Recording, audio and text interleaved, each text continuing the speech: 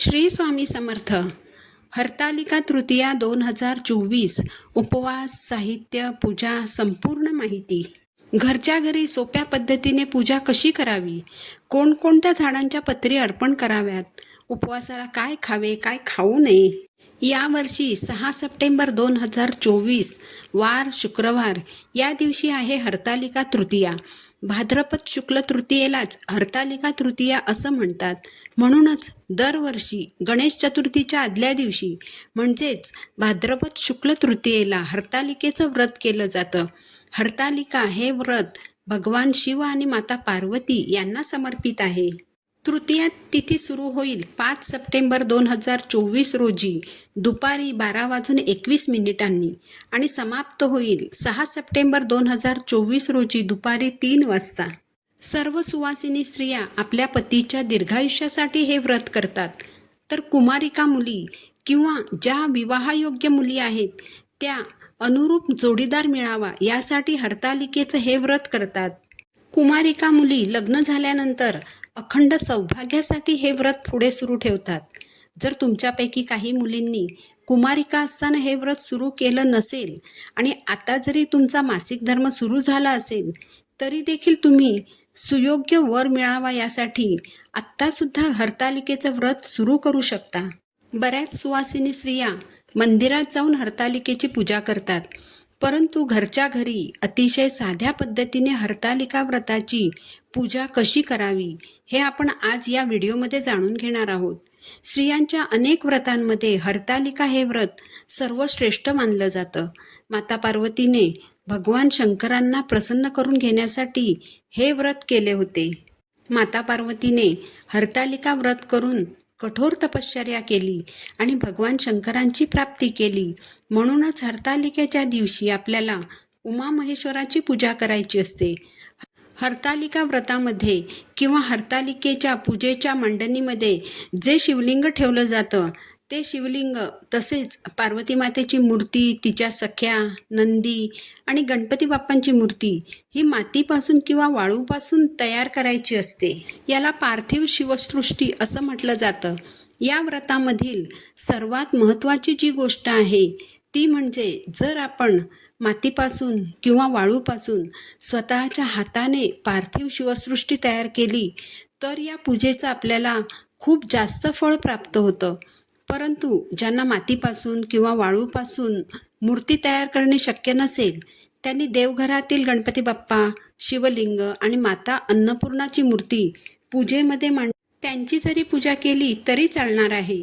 परंतु ज्यांना शक्य आहे त्यांनी किमान शिवलिंग आणि नंदीची मूर्ती तरी मातीपासून किंवा वाळूपासून तयार करून पूजेत मांडावी आणि गणपती व अन्नपूर्णा मातेची देवघरात जी मूर्ती असते ती मूर्ती घेऊन ती पूजेत मांडली तरी चालणार आहे.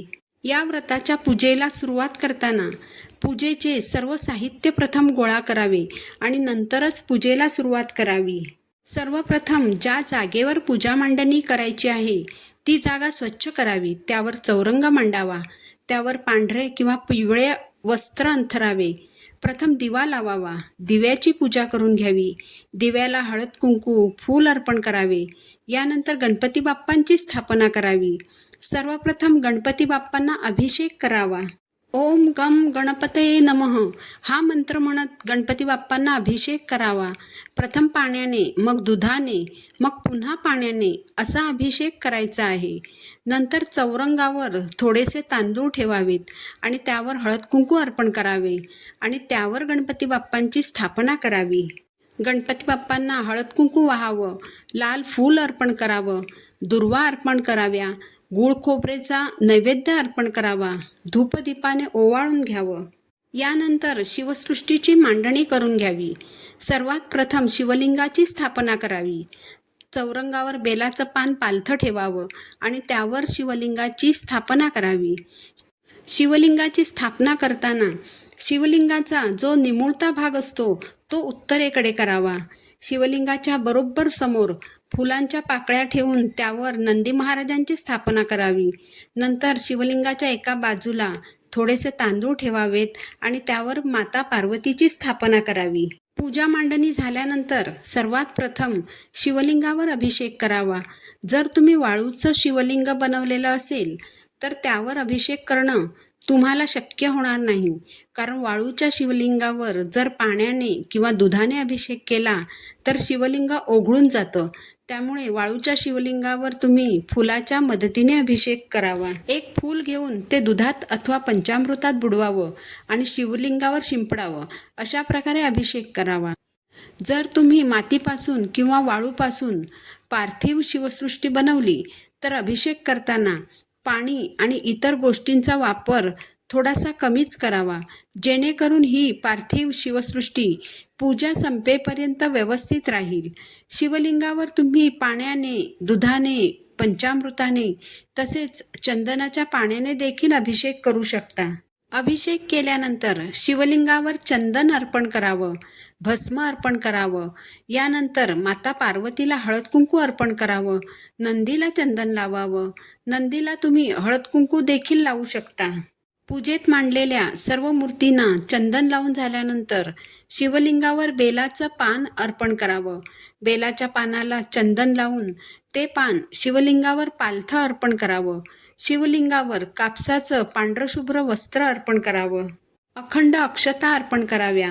धोत्र्याचं फूल किंवा फळ मिळालं तर ते अर्पण करावं. तुम्ही कण्हेराचं पिवळं फूल तसेच इतर कोणतंही पांढरं फूल देखील अर्पण करू शकता. नंतर माता पार्वतीला लाल फूल किंवा गजरा अर्पण करावा. तसंच हळद कुंकू लावून लाल पिवळं केलेलं वस्त्र अर्पण करावं. नंदीला फूल अर्पण करावं. हरतालिकेच्या पूजेमध्ये सर्वात जास्त महत्त्व असतं ते म्हणजे शिवलिंगावर वेगवेगळ्या झाडांच्या पत्री म्हणजे झाडांची पानं अर्पण करणं. तुम्ही कोणकोणत्या झाडांची पानं शिवलिंगावर अर्पण करू शकता तर शिवलिंगावर सर्वात प्रथम बेलाची पानं अर्पण करावीत. नंतर तुम्ही आघाडा, मधुमालती, दुर्वा, चाफा, कण्हेर, अशोकाची पानं, आंब्याची पानं, डाळिंब, धोत्रा, जाईची पानं, बकुळं अशा वेगवेगळ्या झाडांची पानं शिवलिंगावर अर्पण करू शकता. कोणत्याही 5 झाडांची पानं शिवलिंगावर अर्पण करावीत. नंतर शिवलिंगाला धूपदीपाने ओवाळून घ्यावं. यानंतर पार्वती मातेला शृंगार अर्पण करावा. देवपूजेचं सामान जिथे मिळतं अशा कोणत्याही दुकानात शृंगाराचं सामान सहज मिळेल. शृंगाराच्या या साहित्यामध्ये टिकल्यांचं पाकिट, कंगवा, आरसा, पावडर, जोडवी, काळ्या मण्यांची पोत, हळद कुंकू, बांगड्या इत्यादी शृंगाराच्या वस्तू असतात. या शृंगाराच्या वस्तू पार्वती मातेला अर्पण कराव्यात. नंतर पार्वती मातेला धूपदीपाने ओवाळावं. भगवान शिव आणि माता पार्वती यांना तुमची इच्छा सांगावी आणि ती पूर्ण करण्यासाठी मनोभावे प्रार्थना करावी. ही पूजा करीत असताना आपल्याला ओम नमः शिवाय किंवा ओम उमा महेश्वराय नमः किंवा ओम पार्वतीपते नमः या मंत्रांचा जप करायचा आहे. अशा प्रकारे सर्व पूजा झाल्यानंतर आपल्याला न चुकता कापूर आरती मात्र करायची आहे. ही पूजा झाल्यानंतर तुम्हाला उपवासासाठी जे खायचं आहे त्यात तुम्ही फलाहार करू शकता. दूध, दही, लस्सी, नारळ पाणी घेऊ शकता, रताळे खाऊ शकता. मात्र या उपवासाला साबुदाणा किंवा भगर खाल्ली जात नाही. काही ठिकाणी या दिवशी आगीवर बनवलेले पदार्थ देखील खाल्ले जात नाहीत. हा उपवास 24 तासांचा असतो. हा उपवास दुसऱ्या दिवशी म्हणजेच गणेश चतुर्थीच्या दिवशी सकाळी शुचिर्भूत होऊन उत्तर पूजा करून मगच सोडावा. उत्तर पूजा करताना शिवलिंगावर पुन्हा एकदा थोडा अभिषेक करावा. हे व्रत करताना नकळत जर तुमच्याकडून काही चुका झाल्या असतील तर त्याबाबत शिवपार्वतीची माफी मागावी.